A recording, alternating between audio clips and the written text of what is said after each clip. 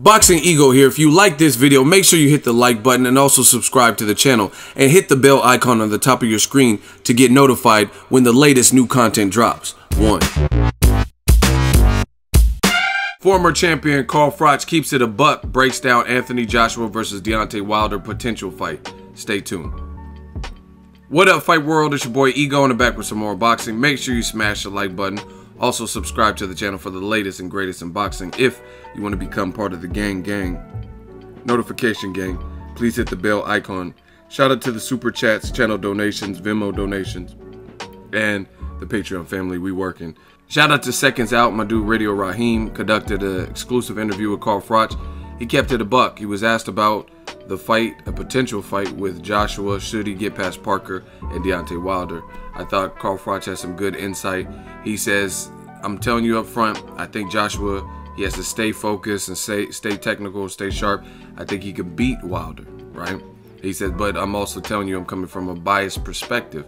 Joshua's my friend, Rob McCracken, same trainer, training me. He's a UK guy. So he said, my perspective, that's not the only reason I'm picking him, but I am riding with my, you know what I mean, my fellow mate, right? Have no problem with that. But he also kept it real and said that Deontay Wilder showed immense resolve and he was highly impressed with the Luis Ortiz fight and outcome. See, Carl Froch does good interviews. The only time, to me, this is my opinion, you fucking yank, you can say whatever you want about me. Only time where I see Carl Froch will really go off the deep end and his interview is probably something you would turn off is when he brings up Andre Ward. When he talks about Andre Ward, it's just always like, it just sounds like a level of bitterness. But I'm not here to talk about Ward and Froch.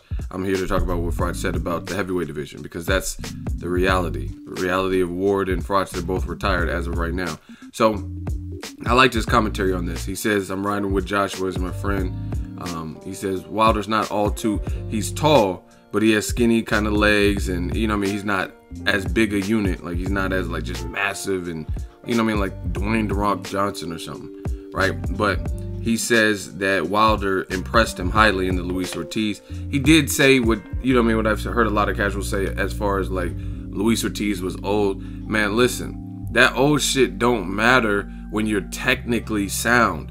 Like, I mean, obviously, yes, age does matter in a fight, but usually matters more to the guys that lack skill. Like, if you're, I'm not trying to throw out names, but just off the top of my head, if you're like a Brandon Rios, just a fun fighter to watch, not much on the defensive, not much on the technical side, you won't really see him. People are questioning Luis Ortiz's age, listed at 38. Some people are saying he's 46 and stuff.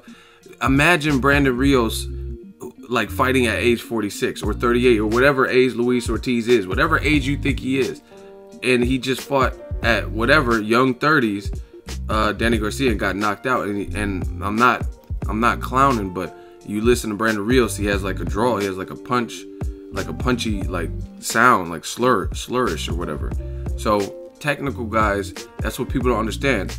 You can't have your cake and eat it too. If Luis Ortiz is 1,000 years old and all this stuff, then you have to give him props for his skill, because only the skill guys can reasonably stay in boxing for those later years and do all right and remain undefeated or do good for themselves. Because you look at it, people say, oh, Pacquiao just retired because he's losing to guys like Jeff Horn with like 15 fights. You know what I'm saying? So back to Froch's interview, link is in the description. He had some good insight. He says he was impressed that Wilder was hurt, 7th round.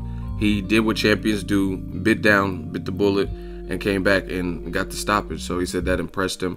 And he also said in this interview that Deontay Wilder must have Anthony Joshua sweating because of performances like this. And, you know what I mean, he's just bravado and the fact that he's knocking everybody out just like Joshua. So the walls are closing in. I ain't got to say it. March 31st, Joshua versus Parker. I'm looking forward to it. Walls are closing in on old media. Walls are closing in on a lot of you casuals. Y'all getting mad at me for speaking my mind. And you have a fellow UK person who wants to see Joshua do good. And he's virtually saying the same thing that I'm saying. He just says, the title of the video is Carl Froch says, Deontay Wilder has Anthony Joshua sweating. So don't get mad at me when I say, hey, let Wilder in the ring, or hey, this and that, or hey, this wasn't a good look from Team Joshua to have said that. You know what I mean? So the whole world sees it. The only people that don't see it are the protectors. Let me know what you guys think. Link in the description. Make sure you smash the like button as always. Hate, comment, and subscribe. Till next video is Ego, son. So if you enjoyed this video and want more content like this on the channel, you can show your appreciation by going to the PayPal donate button or the YouTube support button. And you can donate any amount that you feel is equivalent to the value of this video. Much more to come. Thank you guys for your support. Boxing Ego, the future of boxing.